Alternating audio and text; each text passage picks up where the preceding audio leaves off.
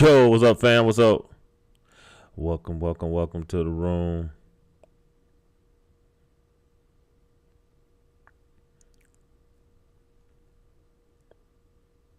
Let me get this out here to the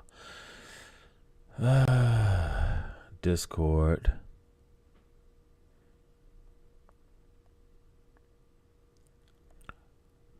Hope y'all having a great holiday. A holiday week. Everybody trying to work the crap out of me this week.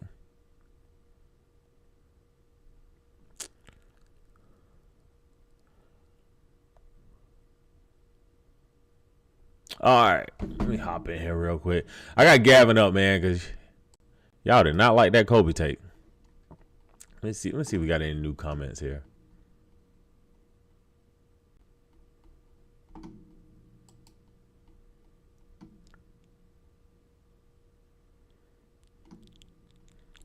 So we're gonna talk about that. We did record today, so new pod should be dropping tomorrow. So I need the executive EP to put that out.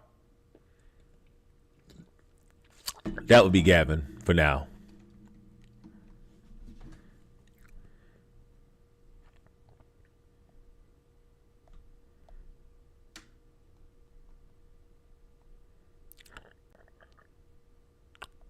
So I've heard some of y'all are in Bible class on Wednesday nights. So that's why y'all be late. Maybe I should start calling this one Bible class.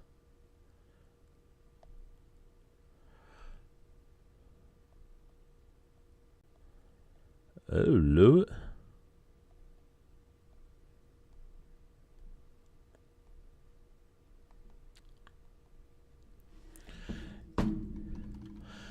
Welcome to the room tonight. What are we discussing? All right, we're gonna go over this Kobe clip right here. We are gonna discuss this. We're gonna discuss this real quick. Today's pod, I can go ahead and tell you what y'all can look forward to on the episode that came out. We talked about the game, saying that he needs to send women $6,000 a month. We missed this. We missed this part right here. Let me see here.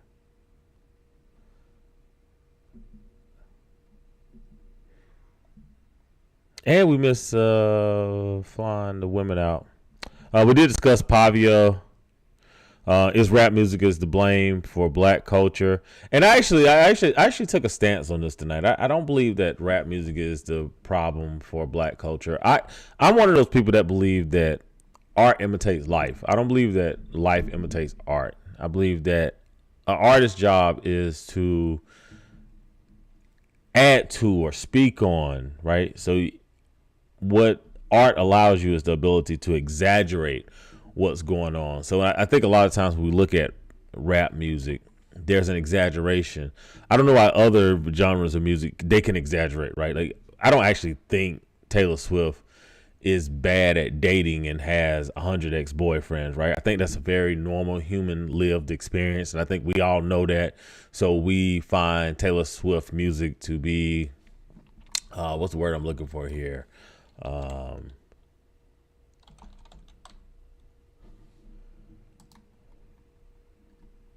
Innocuous, right? We find it to be harmless. But when it comes to rap music, right, we find it to be, it's detrimental to the actual black community. And I don't like that, right? Even country music, right? We listen to country music. I don't believe that every man loses every dog and every wife in a country music song. I don't think that's the life of Euro-American men, right? It's art. But for some reason, when it comes to rap music, you know, we have said that, well, this is the community, right? It's an actual transcription of what's going on. And that part, I think, has been lost. So we did talk on that today. I defended Jim Jones a little bit there today, as I often do. I make no qualms about that.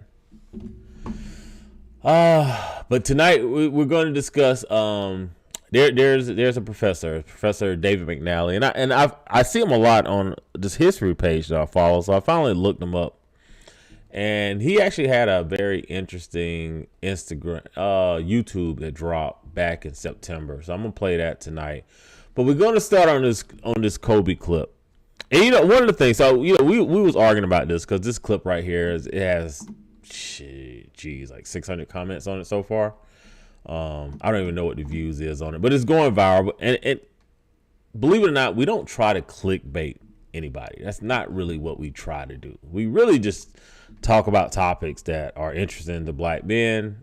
Sometimes Instagram allows them to go viral, and this was one of them.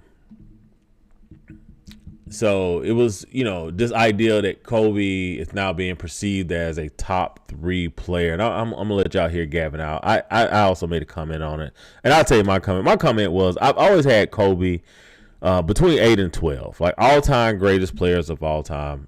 For me, I was like, when you add everything in together, because I'm not one of these people that, I take the ring argument, or I take, you won Rookie of the Year, you won 4 MVPs. And like Brett Favre was winning MVPs when he shouldn't have won MVPs. So like even awards, I don't really take them super seriously. I kind of take everything put together. And I always tell people, if you want to look at how great the individual player was, you have to look at individual statistics.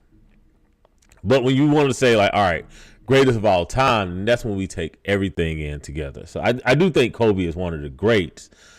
But in this point right here, Gavin is saying that a lot of y'all are saying Kobe's number 2 all time, and we disagree. Hey, that's all this clip was saying.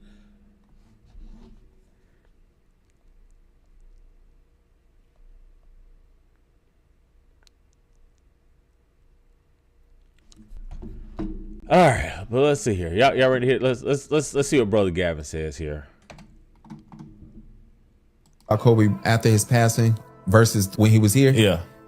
Y'all can't get mad that now analysts and people who never played the game still keep their ranking the way it was. I remember the day when Kobe Bryant retired and the conversation was, hey, where does he rank? And when Stephen A. and I think Skip was still on there, neither one of them had Kobe higher than 7. Yeah. And nobody flipped out. It was not news after the break. Please find me the articles, the quotes, the lines, who had Kobe in their top 5 before he passed. Players was very clear on what a top 5 was and a top 10. Yeah. And they was very clear that when Kobe was here, he was, the lower half of that 10. Shaq, tune changed. You know what I'm saying? Yeah, Rip Hamilton, tune changed. Shaq, not surprising, right? Because he goes wherever the money goes. Absolutely. So everybody's tune changed on Kobe once he passed. And I feel bad because I remember when KD was the first player who was like, yo, he number 2 on my list of all time. Yeah. You know what I'm saying? I want to say maybe AI had him up there super high, but outside of them 2, man, the rest of y'all had him low on y'all. You either said nothing or you had him low on your top 10. So don't be mad now that people is doing this. The way you play. All right, this has 601 comments. I can't even go through this. Half of y'all are disagreeing, half of y'all are agreeing, which is fine. I actually like that. I like having agreements and disagreements in the comment section.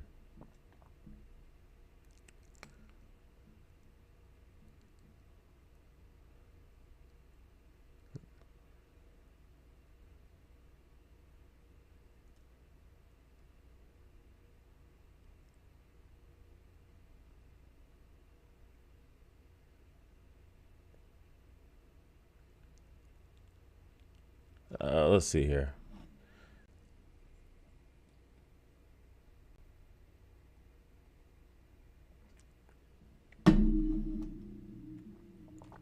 Yeah, y'all were going back and forth on this, and y'all going back and forth. But this is what I will say. I think Kobe's number 2 player of all time. I don't even think he has the overall numbers for that all time. Whether you're talking about points scored, true shooting percentage. I will say this, because I know everyone, I like the fact that the Kobe LeBron conversation went away. And I think it went away because everybody, once Phil Jackson left the Lakers, I think everybody kind of recognized that, like, oh man, I don't know if Kobe can do it on his own. And nobody can in the NBA, right? The only one player that has kind of done it on his own and his own way in the NBA, if we're being 100% transparent, right? We're not riding, we're not hating, we're just saying, like, the one player that has kind of done whatever he wanted to do in this league right? There's only been 3, if we're being honest, right? Kareem, college career, pro career, kind of did it however he wanted to do it, right? Would not have had as many titles if he didn't go to the Lakers. That's obvious, right? The second person I'd probably say is Wilt. Same thing, right? Didn't have a lot of titles, right? But Wilt kind of did it his way. Back then, free agency really didn't exist. And the last person would be LeBron James. Has kind of done it his way, right? Went to whatever team he wanted to, play whatever type of basketball he wants to play, become whatever type of player that he wants to be, right? Those are really the only 3 guys that I can say can do it, have done it, however they want to do it. Vast majority of players do not get to play that type of career. Vast majority of individuals in general, right, just don't get to do it the way that they want to do it. As I always tell, guys, whenever we're talking about relationships, parenting, divorce, custody fights, I always tell guys, you have the result that you want and you have what you want to do. And I always tell guys, what you want to do most of the time does not run parallel with what the result is that you're looking for. And when we look at careers, like I said, there's only been 3 guys that really can do whatever they want to do. That's been Kareem, Wilt, and LeBron James. So when it comes to Kobe, I've always had Kobe somewhere between 8 and 12. Not because I dislike Kobe or I don't think he's a good player, but overall, just if anything, we've seen that Jordan still, while the mole was still better. Well, let's hop into tonight's conversation. Did not mean to say that, by the way. Let's hop into it though. But this guy, he's trending pretty good on Instagram right now. I ain't gonna lie, I kind of like his conversation because he's bringing something to fruition, and this sort of pushes back against what I said last week. Because remember last week I actually said, like, I'm part of the problem. I don't really feel that I should be a part of the community no more. And he said Google listens to all of our messages and phone calls. So they put things in front of you that will make sure, which they think will trigger you to interact with the content. So he's been popping into my content. I'm familiar with him because I follow, like I said, I follow a history page, and he has a lot of things on that history page. So I was aware of Professor David McNally, but we're gonna start it here, and then we're gonna have to jump to, I think, like the 6-minute mark. Come from on high. Even the well-intentioned liberal myth that Lincoln freed the slaves, that is wrong. Lincoln was driven forward to take actions he had opposed because enslaved people were freeing themselves, and he had to go farther. He had to go farther because they'd already made it a fact on the ground that freedom was coming. They weren't waiting for the president to act. They were forcing the president to move. And that social process, which is the same social process of the civil rights movement, is something in these times where the great powers that be want to instill fear in us. And we need to understand that solidarity is the greatest antidote to fear in the world. Now he said something there, because I look, again, they listen to all of our messages, and he said something here. He said that solidarity is the most important thing in the world. And I know last week what I said was I am no longer pro-black. I did say that, and I'm not backing off of that, right? But what I do want to focus on is he said something here that's important. And I'm going to skip to the 6-minute mark where he's talking about the end of the enslavement of the coup d'etat African kingdoms and their descendants that are here in the United States. And he's making the comparison of what he's saying is, like, no one freed the slaves. The slaves were freeing themselves, right? It was coming to a head.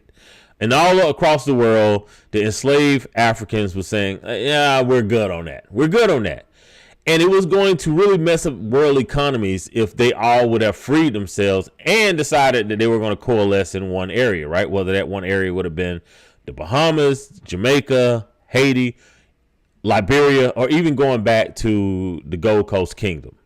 But let's play something here. Final point I'll make on this is that central to the argument I want to make in the book is that slavery in the New World ended in the southern United States and across the Caribbean because the resistance of enslaved people became increasingly organized and powerful to the point that by Christmas of 1831 in Jamaica, they waged a strike of 30,000 enslaved people, and lo and behold, 2 months later, Britain abolished slavery in its colonies. And in the United States, as the great W.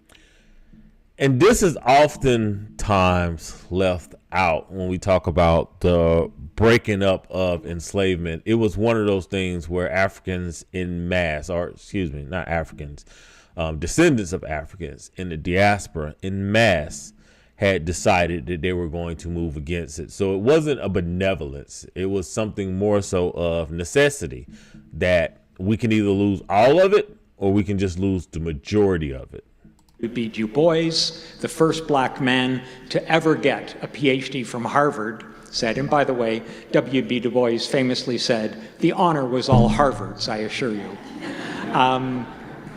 As W.B. Du Bois said about the Civil War in the United States, it was the general strike of the slaves that broke the back of slavery. It was the 500,000 bonded people who left the plantations, fled to Union lines, 200,000 black men joining the Union Army and Navy, and I'll come back to this in another story later in the conversation. It was, in other words, the self-emancipation of enslaved people that got slavery out of our world. And that tells us that it's always going to be the common people. It's always going to be the oppressed. It's always going to be the working people of the world. I'm pausing it right here because what I do want you to recognize is this is moving beyond enslavement. This conversation now is about freeing oneself. And this conversation is now leaning towards, he's not going to be exact about it, but what he's talking about is the ideal of how do Americans free themselves from either the techno state that they're becoming or even the fascist state that they're becoming, right? So what he's saying is, if you think that they're just going to relent, they're not, right? We need to look at the model of blacks, right? He's using the term enslavement here. I don't think he's being nefarious in it. I just think that that's a Western man speaking, because it's kind of hard to give credit to freedom, right? To people that, even if you are a liberal Euro-American, that you might consider to be under you, right? But the model, right? The model that they're using is 100% the Black American model, right? Or at least the diaspora model. Who are going to win freedom for us. And that's really what I'm trying to tell the story of in this book. And this, I think, is crucial because, again, we see how all our common sense understanding of this evolution towards linear progress that supposedly our humanity is experiencing through the enlightened morality of the elite completely breaks if one reads this book. In fact, it's interesting, David looks at how the reason why Britain started advocating against slavery was because it was not in the interest of Britain to maintain slavery in place because of the highly more competitive position of the Americas when it was about trading cotton and other commodities. And of course, the very interesting point here is that slavery was not surmounted because of greater morality, but rather because it was politically untenable. Because indeed, and this is the fundamental point here that I would like you to dig deeper in, you're trying to tell us a lot of historians have got it wrong. It's not the case that we can reduce slaves to what you call constant capital, which is a big word, but ultimately it is about You can't reduce slaves to property of someone else, because it is really the living labor, this activation of life, that produces that wealth that then is captured by the elite. So in this living labor, and my question is thus, if we understand slaves as workers, how do we understand their struggle to escape this position of subordination? And what's fascinating of this book is all the different stories David tells about the different ways in which slaves organized to break free, and especially to reappropriate their time. And now I am going to read this book because he makes a well laid out case, and it's not even a hidden case. It's something that should have been obvious to all of us, right? But what David is recognizing is that the tech companies, as well as the far right, is looking to enslave everybody, right? Not just blacks. But the way that blacks overcame the enslavement of the Dutch West Indies companies, the British West Indies companies, the banking cartels, the insurance cartels, the way they overcame all of that, right, was through solidarity. So that's what they're asking for. Now, this goes back to the point that I was making last week when I was like, yeah, you can't really get me on a pro-black thing anymore, right? One of the problems that I understand is that blacks are constantly used, right? And even in this case, I don't think David means ill, right? But what is he using, right? He's using the model that blacks have created in order to free non-blacks from a techno state, to free Americans or Euro-Americans from a techno state, to free Euro-Americans from a fascist regime, right? To enlighten, how do you beat, how do you not become Germany and up until World War II, right? Germany from 1921 to 1940, right? How do you avoid that, right? Not a long period of time. That's sort of the thing that everybody remembers about Germany, but it's not really a long period of time, right? The Prussian kingdom existed for nearly 200 years prior. During the fall of the Prussian kingdom, you have the rise of this Germanic country that is existing, right? How do you avoid that, right? He never truly gives credit, not in this clip, perhaps in a book that he does, but what he has recognized is how you free yourself. And we're gonna play the last clip, and then I'm a relent on that. Because a couple of things that Michelle said are so important that I want to be the history teacher that I am also for a moment and say something about the civil rights movement. Okay? Number one, in exactly the ways that Michelle was talking about, the civil rights movement was a movement of the grassroots. It was a movement of people putting their bodies on the line saying, this does not go on. Okay? But also, because there is this attempt to domesticate the legacy of Dr. King, I want to remind all of us what the Reverend Martin Luther King Jr. was saying in the last 2 years of his life when he launched his Poor People's Campaign. Because he saw the Civil Rights Act had been passed, the Voting Rights Act had been passed, and yet the inner cities were exploding in the United States. And Dr. King says to us in his writings, this woke me up to the fact that there can be no true justice without economic justice. And he then said, we have to challenge what he called the triplet. And the triplet was racism, militarism, capitalism. Okay? And I think that, listening to Michelle, that it drives back home how there is no social justice agenda without an economic justice agenda to it. And this will finally, I'll stop cheating and come back to Clara's key question. Just like with the civil rights movement, One of the things I'm at pains to show throughout the book Slavery and Capitalism is that emancipation did not come from on high. Even the well-intentioned liberal myth that Lincoln freed the slaves, that's wrong. That is wrong. Lincoln was driven forward to take actions he had opposed because enslaved people were freeing themselves, and he had to go farther. He had to go farther because they'd already made it a fact on the ground that freedom was coming. They weren't waiting for the president to act. They were forcing the president to move. And that social process, which is the same social process of the civil rights movement, is something in these times where some of the great powers that be want to instill fear in us. And we need to understand that solidarity is the greatest antidote to fear in the world.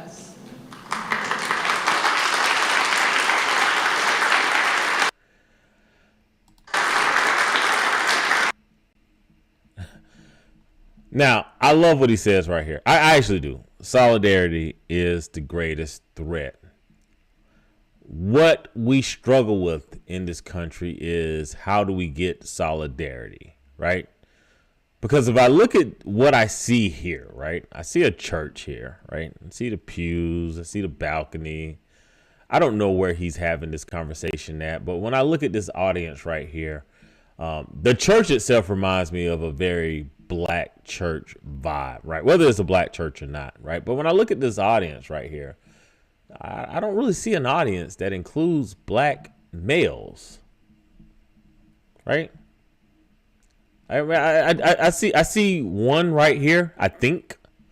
But the message that he wants to use is Dr. King's message, right? The message that he wants to use is the freeing of the enslaved blacks, right? Which came from, it was more than just Harriet Tubman. And I'm not going to take this as an opportunity to correct some of the myth that has occurred around our great sister here, right?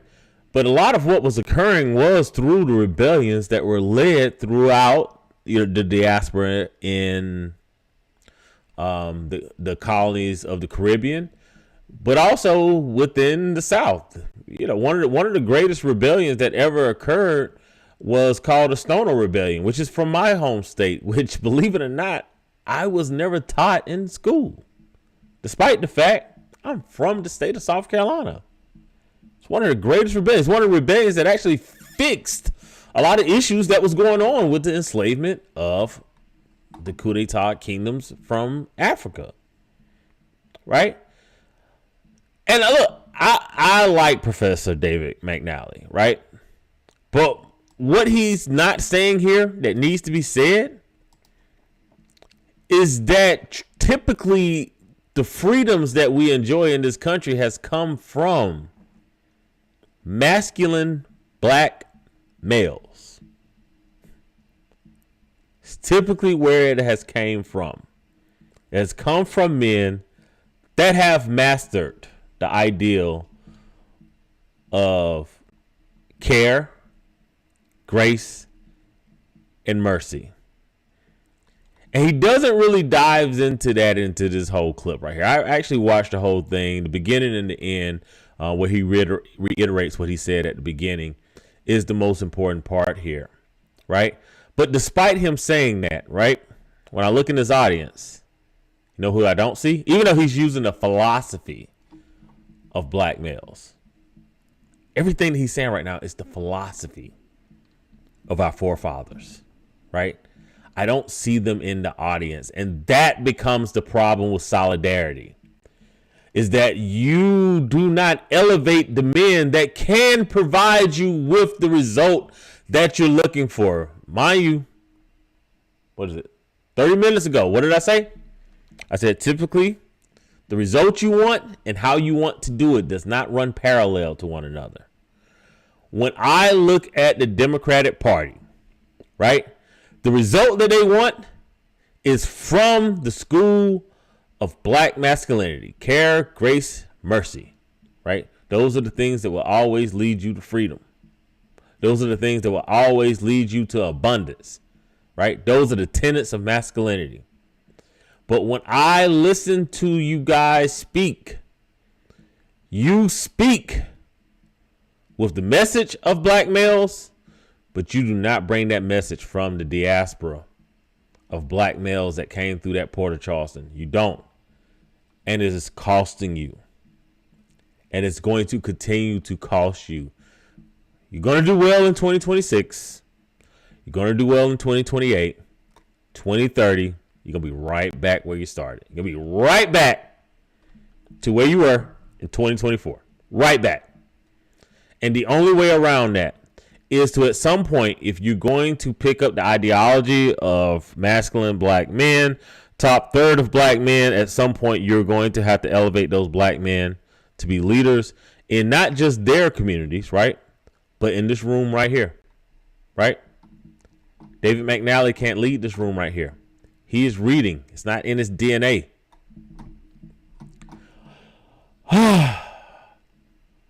But that's all I got tonight. That's all I got tonight. That's all I got. So we will drop a pod next week, and then we're probably going to go into a winter break, and we'll be back. Probably we have our event with Bobcats. Wow. Charlotte Hornets on the 24th. If you can make it up here to that, we will be hosting that event, Dear Dad's event. So we will be hosting that event. We'll be back a week prior to that. We'll be back that week. So we're probably going to take about 3 weeks off. I will not be here next Wednesday, as everybody should be with their families on Christmas Eve. The week following, I probably will not be here, as we'll be working on building out what we need for 2026 to honestly see if we can 10x the pod. We 10x'd it this year, and we're looking to 10x it again next year. And that's where we need to be. But I do appreciate everybody that has popped in. Appreciate everybody that has liked it. I am not logged into my Facebook account. I'm gonna have to put this on my actual Facebook account, which is also not under my name. So I don't have the password to the other account since my phone got stolen. But outside of that, man, I do appreciate you guys coming in, checking in into the room. Hey, Chris, I appreciate you so much, my brother. Jeremy, I just saw your light pop up on Facebook. I appreciate you too, my brother. For anybody that always want to check in, man, hey, I hope y'all boys know I'm always available to you. If you ever want to talk, if you're ever dealing with anything, we appreciate y'all so much. As far as I'm concerned, we have the best audience in podcasting out there, and I look forward to us growing and meeting you guys in the future, having events in the future. 2026, we definitely, our goal next year is going to be 4 events. We're trying not to use the Dear Fathers event for 1, but we might use that as 1 and say we can do 3 more. But outside of that, appreciate y'all. Y'all have a good weekend. Have a good holiday. I will not be here next week, but the pod will drop next week. But I will be creating more content in 2026 on Pastor Mike Will on Instagram. And I guess I should create one for TikTok too, but TikTok be tripping about profanity, and I'm not there yet. God's still working on me. But anyway, holla at your boy.